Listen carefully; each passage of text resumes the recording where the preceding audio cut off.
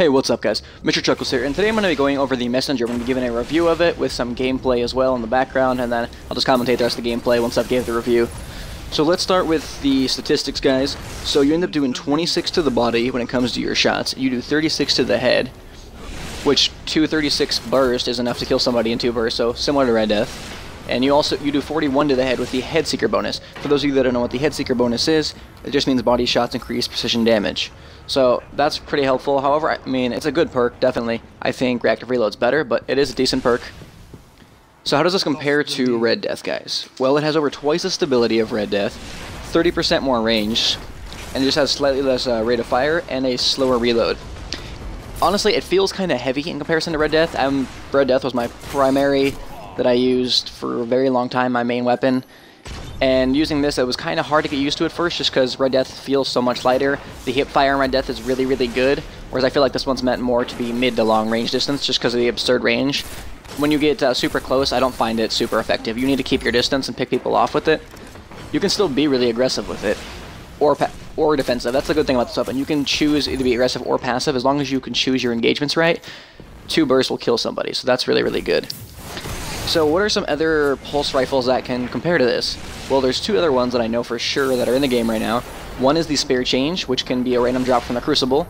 I would have compared the statistics, but I had like 5, and because I had this as well as like another, the next one talking about the Hopscotch Pilgrim, I ended up dismantling all of them. So unfortunately, I can't compare those stats. But I do have the Hopscotch Pilgrim. What I'll tell you guys is that it has slightly less range and stability than the Messenger. There's 6 more in the clip. But here's the thing, guys. The Messenger comes like pre-fitted with perks. You can't change the Messenger stats. However, you can reroll the Hopscotch Pilgrim. So if you were to reroll the Hopscotch Pilgrim, let's go through and get the right perks on it. It can actually be better than the Messenger. So there is better guns, better pulse rifles in the game right now than the Messenger. You just have to roll the right perks on them. So when you guys are rolling perks, I would go through and I would try and roll Outlaw on it, on any other legendary pulse rifle. And then I'd roll high caliber rounds or small bore. Small bore will make the stability and the range equal to that of the Messenger. And then either Head Seeker or Reactive Reload. Reactive Reload is going to be the best possible choice for you guys, like one of the best pulse rifle perks. Alright, sorry about that, guys. There was like 20 seconds of footage that ended up getting corrupted, so I did just get that taken out of there for you guys. It was really weird. I don't know why I got corrupted, but it did.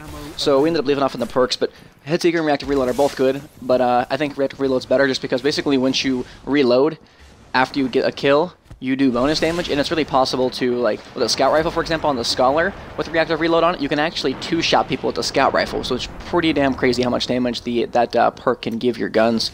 So I'm looking forward to getting that on a Pulse Rifle, and I definitely recommend getting those perks if you guys are looking to reroll a Pulse Rifle. So I've heard the Hopscotch drops in PoE, Crucible, and Strikes. Personally, I ended up getting mine from the Prison of Elders.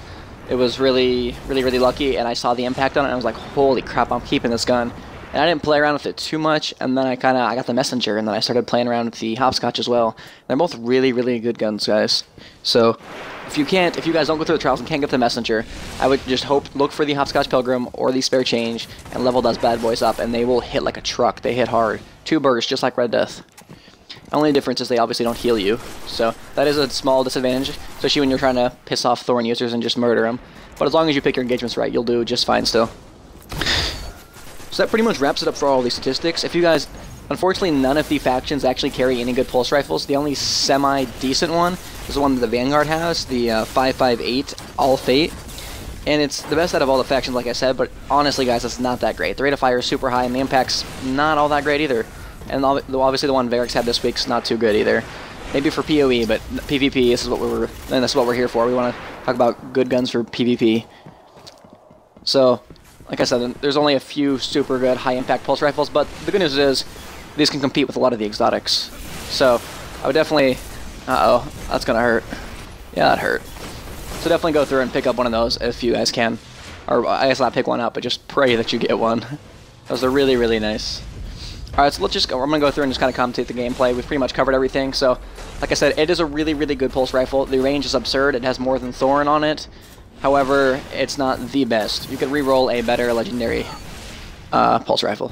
Just because this one, obviously, you're kind of stuck with the Third Eye perk, which is decent, but if you guys learn to not constantly be ADS, it's almost a wasted perk. You can only blink so much. After 2 blinks, you have a small, like a very, very small cooldown, and then you're kind of stuck there until, I don't know, like another 1 second before you can utilize it again. So I ended up paying the price. I'm playing super, super aggressive. My team was, to put it politely, not very good. You'll see what I mean at the end of the game. I was the only one on my team with under 10 deaths. I think I went 28-8, I believe, is what the score was at the end for me. I think the guy below me had like 17 deaths, the other guy had like 15 deaths, and then the bottom 3 guys only had 6 kills apiece. So I was fighting a very uphill battle. I will ruin it for you guys. We do end up, we do lose. It's very, very close. I try my best, but I don't manage to pull it out. But I just wanted to give you guys a review on this weapon. Thought this was a pretty good idea of how much damage it can actually do. Oh, look at that. Arc Bolt Grenade, getting multiple people at a time. Although my shotgun I'm using is the Party Crasher +1, the one that I'm pretty much always using, and then my my Truth. Because, why not? I didn't feel like using Gallahorn today. Later, dude. I love the blast radius on Truth. It's absolutely absurd. Also, I'm using Truth for the simple fact that I haven't re-rolled my Ash Factory yet. I have like 3 of them just sitting to be re-rolled, but I have not done it yet. Blink doesn't do much against a rocket that blows up wherever the hell you're at. Probably should have zoomed in there, though, because then I missed the next one. My Blade Dancer. I actually got a kill with it instead of getting shot in the face with that damn shotgun like I did earlier. Hello, dude. What's up? My way around. I thought this Titan jumping up top was an enemy, so I was running for my life, and then I realized he was my teammate trying to defend me. So I did appreciate that. Oh, hello, Nova Bomb. I don't know how he killed that guy. He must have, like, used fists from, I don't know, death from above or something, but he gained a lot of ground, that Titan behind me. I was impressed. So here, you guys, is the perfect example. Here's how you pick your engagements. You just kind of strafe back and forth. And that's how you win almost any duel with primaries. I mean, you could say snipers, you don't want to move your feet when you're shooting. But any primary weapons, your auto rifles, pulse rifles, hand cannons, all that. Just constantly strafe, and that's why agility is good. If you guys get really good at strafing, though, you could eventually play with high armor and high recovery. But I would definitely recommend sticking with high agility at first, just to help you get better at strafing. It's really, really effective. And then once you guys do get really good at it, you can just change your sensitivity to 10, and it's almost like having high agility because your reaction is so fast that you can move really quickly. So that's really helpful. You don't have to press the joystick nearly as hard to go one direction. I almost popped my little head up there, and then I realized there was a sniper. So I'm gonna work my way around. But unfortunately, that's the game, guys. We did not end up managing to pull it out. Well, I hope you guys enjoyed the review. If you guys did, if you could let me know in the comments below. Let me know what weapon you guys like to see next. I'm going to be working on the Scholar tonight. If you guys could leave a like, I'd really appreciate it. If you guys could comment, subscribe, that'd be awesome. As always, guys, thanks for watching. Hope you guys are having an awesome day, and until next time.